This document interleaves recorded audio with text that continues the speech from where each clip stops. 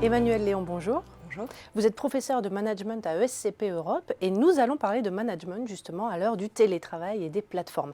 Alors, un fait indéniable, tout d'abord, le télétravail se développe. Est-ce que vous avez des chiffres? Alors c'est une bonne question parce qu'effectivement le télétravail est en plein essor. Il bénéficie aujourd'hui d'un terreau particulièrement favorable. La diffusion des technologies mobiles, la 4G, la fibre optique, l'évolution du cadre légal et puis aussi une évolution des mentalités où les employeurs sont de plus en plus enclins à le proposer à leurs salariés et les salariés sont également de plus en plus avides de l'obtenir pour obtenir une meilleure flexibilité dans l'organisation de leur vie privée et de leur vie professionnelle.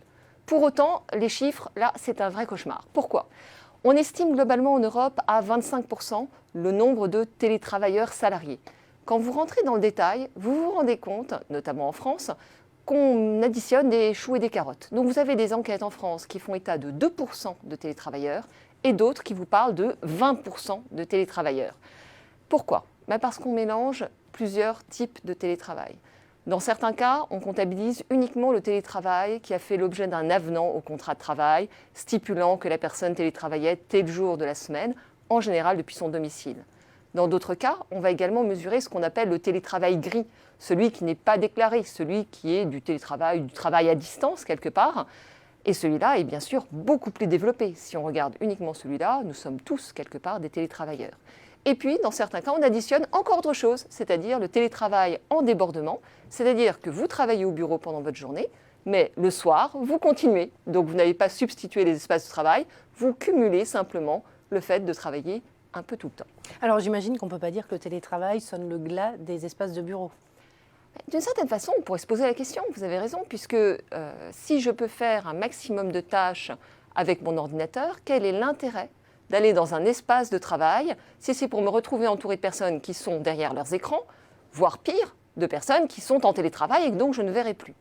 Mais le lieu de travail, et vous avez raison de le souligner, ce n'est pas uniquement un lieu fonctionnel, ce n'est pas juste pour accomplir des tâches que je pourrais accomplir ailleurs. Il revêt d'autres sens. Il y a un sens symbolique extrêmement fort. Alors on parle beaucoup en France du présentéisme. On dit les Français, le présentéisme c'est très important.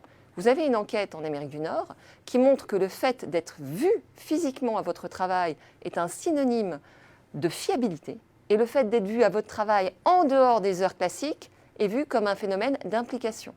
C'est-à-dire qu'on fait des inférences sur le fait de vous voir ou pas. Et ça, quels que soient les contextes. Donc ces biais sont réels, il est temps de s'en affranchir si on veut effectivement que le télétravail et le management à distance puissent se développer. Le dernier point, c'est que quand vous allez au bureau, vous n'y allez pas que pour travailler. Vous y allez aussi pour développer des interactions, pour avoir des conseils, pour avoir du mentoring, pour avoir des interactions informelles avec des collègues. Et l'intelligence collective dont on entend beaucoup parler aujourd'hui, elle ne va pas se développer uniquement sur le net. Donc à l'heure où le digital se développe à ce point-là, je pense qu'il est indispensable de repenser l'environnement physique d'une manière beaucoup plus approfondie qu'on a pu le faire aujourd'hui. Alors, quid du management à distance que vous évoquiez justement ? Alors le management à distance, pendant longtemps, ça a été l'exception.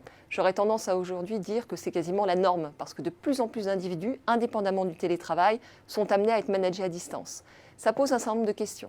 C'est quoi manager ? Si c'est uniquement faire du reporting à distance, le management à distance ne pose aucun problème. Aujourd'hui, tous les outils de reporting existent.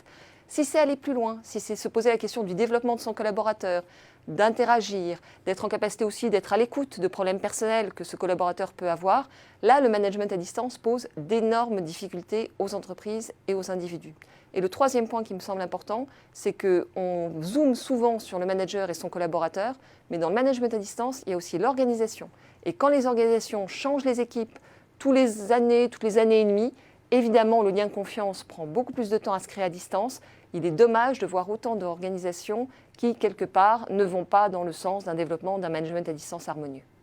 Management à distance, télétravail, nouveaux espaces de travail, autant d'enjeux pour les entreprises et donc pour les écoles de management. Merci beaucoup Emmanuel Léon. Merci à vous.